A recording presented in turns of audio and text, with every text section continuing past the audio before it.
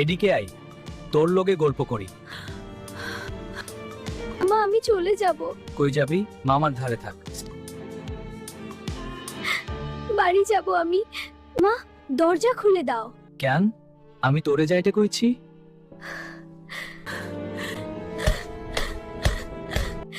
মামা আমি বাড়ি যাব।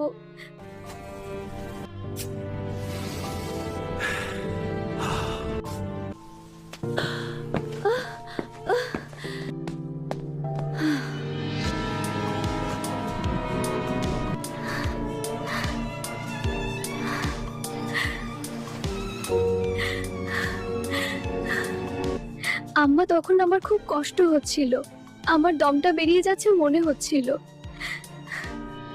আমি তোমাকে খুব ডাকছি আম্মা, তুমি আসোনি।